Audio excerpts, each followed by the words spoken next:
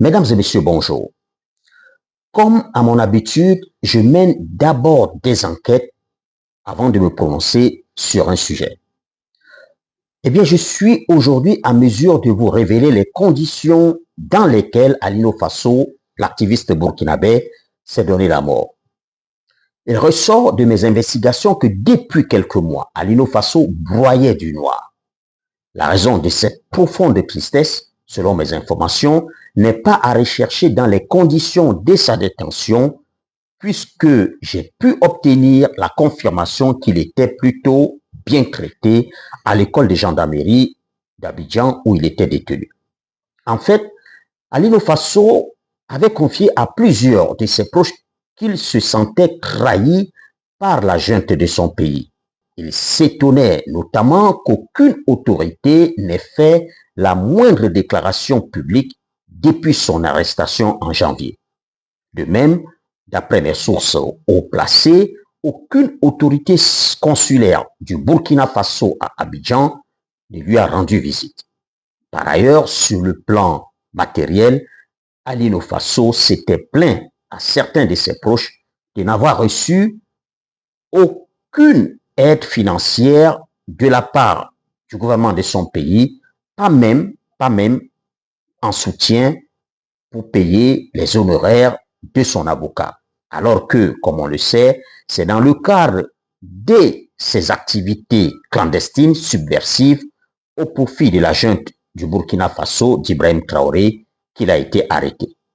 Même les cyberactivistes de la junte burkinabé de la célèbre BIRC, Brigade d'intervention rapide de la communication, dont Alino Fasso était un des fondateurs, ces derniers l'avaient oublié et n'ont plus publié la moindre information sur lui depuis quelques mois.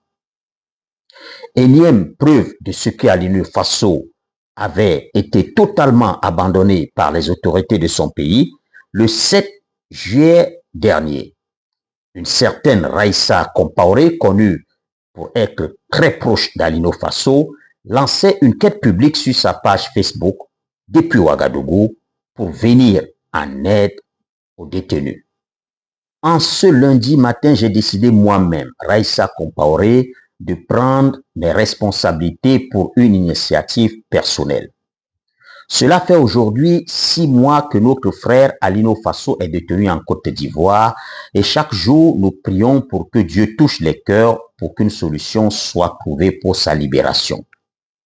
Aujourd'hui, je vais aussi plaider pour lancer une collecte à son intention et appuyer sa famille dans cette épreuve difficile, écrivait Raissa Compaoré sur Facebook, confirmant le fait que Alino Fasso avait été abandonné à son triste sort par une junte burkinabé pour laquelle il travaillait à un projet de renversement du président Ouattara. Dans les cercles introduits, ceux qui sont au fait de l'abandon d'Alino Fasso par les autorités de son pays sont révoltés et dégoûtés par la récupération politique que la junte est en train de faire de son suicide. C'est leur indifférence qui a poussé Alino Fasso dans ce geste de désespoir.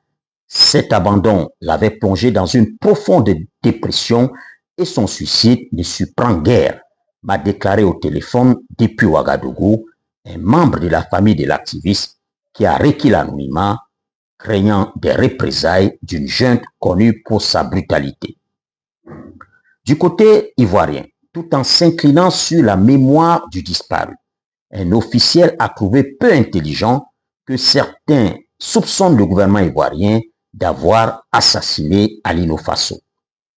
J'ai moi-même analysé cette affaire et je suis arrivé à la conclusion que si le régime du président Ouattara n'a pas assassiné le soroïste commandant Fofana, qui vient d'être jugé dans un procès équitable et transparent, si l'on n'a pas ôté la vie à Laurent Gbagbo ou même à Charles Blé Goudé, des personnalités de loin beaucoup plus redoutables pour le gouvernement ivoirien, ce n'est pas un cyberactiviste qui ne représentait plus aucune menace une fois en détention que les autorités ivoiriennes vont assassiner.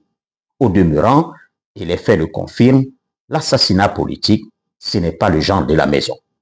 En effet, Aucun opposant n'a été assassiné depuis que le président Ouattara est au pouvoir. Pas même des individus activement engagés dans des projets de coup d'État, arrêtés, jugés après des confessions publiques, puis condamnés à des lourdes peines. C'est le cas du commandant Abéi, de Lida Kwasi, ou même du général Doboblé qui avait conduit des opérations de massacre des civils favorables à Alassane Ouattara lors de la crise post-électorale de 2010. Après quelques années en prison, ils ont tous été graciés par le président Ouattara, souvent contre l'avis de certains sécurocrates du régime qui estiment que ces individus constituent encore de potentielles menaces. Voilà, mesdames et messieurs, ce que je pouvais dire, les informations et analyses que je voulais partager avec vous sur cette affaire du suicide d'Alino Faso. À très bientôt, à très vite, toujours avec de nouvelles informations recoupées avec des preuves irréfutables. À très bientôt, Inch'Allah.